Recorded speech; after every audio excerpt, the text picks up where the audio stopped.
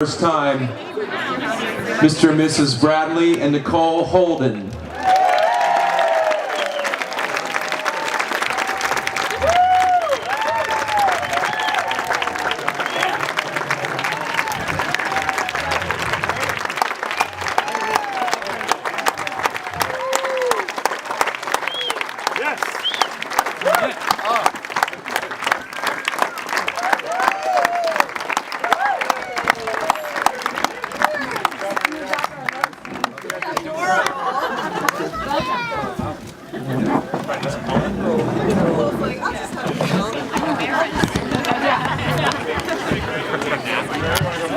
And at this point, I'd like to introduce Nicole's dad, Mr. Paulson.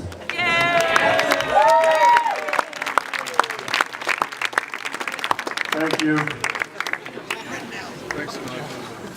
Welcome to our leafy temple, as we like to call it.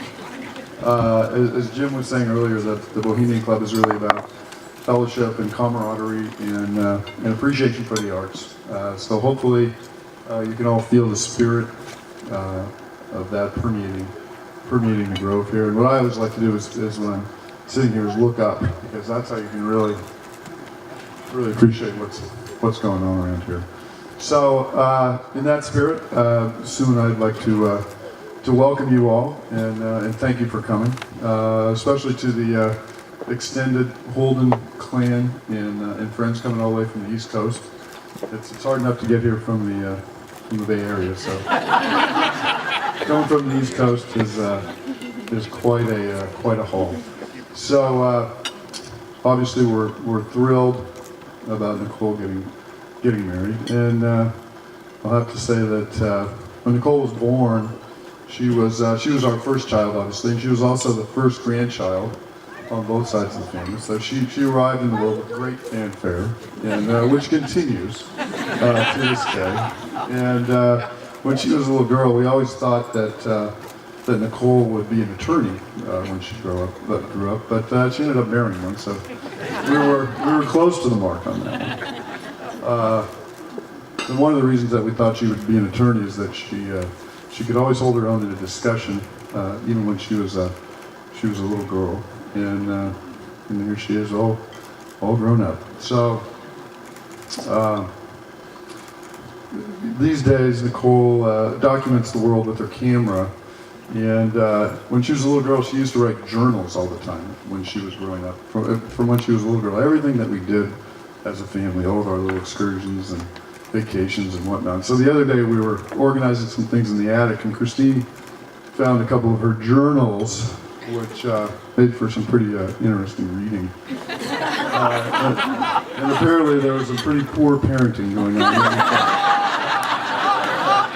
I'll have to tell you, that was our first time out. We've learned a little bit from that time. So I'd like to read a portion of one of Nicole's journals right now.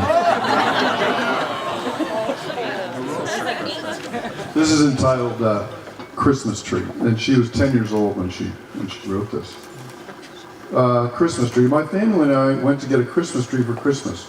We brought it home, then tried to get out of the car, but we were trapped. Oh, great. My mom climbed out the window, went in the house, got clippers, came back, clipped the rope, we got out of the car. Clipped the rest of the rope, took the tree off the top of the car, tried to get it through the front door. Oh, great, it was too big. So my dad had to cut it. Finally, we got it through the front door. Oh, great, we can't get it into the stand. So we took it back outside, cut it down, took it inside. Great, it fit. We decorated our tree. It looks so cheery. Now time to put the angel on top. Oh, great, our roof is too low. My dad took the saw in the house, cut the top down, then we put the angel on top. Great, it's terrific. We all left the room. We heard a boom. Oh, great, it fell over. A few ornaments broke. We picked the tree up, put it back together, and put weights on the Christmas tree holder. And from then on, it didn't fall over or do anything bad ever again. So that's bad enough. And then you turn to the next page, and it's no more Christmas tree catastrophe. Rules for next year. She's 10 years old. We need rules. Number 1, at home, measure the doorway so we can get it through the door. Measure from the floor to the ceiling so we can put the angel on top. Measure the diameter of the trunk so it will fit into the holder. That seems pretty logical. Number 2, make sure the salesperson doesn't tie you into your car. We thought that was pretty good too. Get a heavy holder so the tree doesn't tip over. That's number 3. Number 4 is one of my personal favorites. Don't let the Christmas tree salesperson boss you around or make you get a bigger tree for more money. Number 5, you have to use and follow these rules next year. And number 6, I can't think of any more rules right now, so Happy New Year.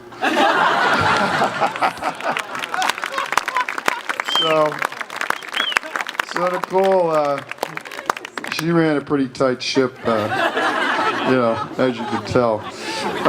So when Nicole and Brad, started dating several years ago, we noticed that a change in Nicole, and I've never seen her happier ever, and she's thrilled, and this is I think the wedding that she had always dreamed of, and we couldn't be happier either for Brad joining our family, and Brad came to my office a while ago, and we went out for coffee, and he asked, or he told me of his intention to ask Nicole for his hand in marriage. And as he started talking about Nicole, his eyes started welling up with tears, and so I realized how much he loves her, and how much she loves him. So that's really the main thing. And I was thinking about that and about love, and really that's the only ingredient you really need, I think, in a marriage is love. And if you have that, and you have a reciprocal love, which I think they do, then everything else you can deal with all the problems that come on down the line. So I think there's a lot of love right here in this room, and we thank you all for coming. And let's propose a toast to Nicole and Brad.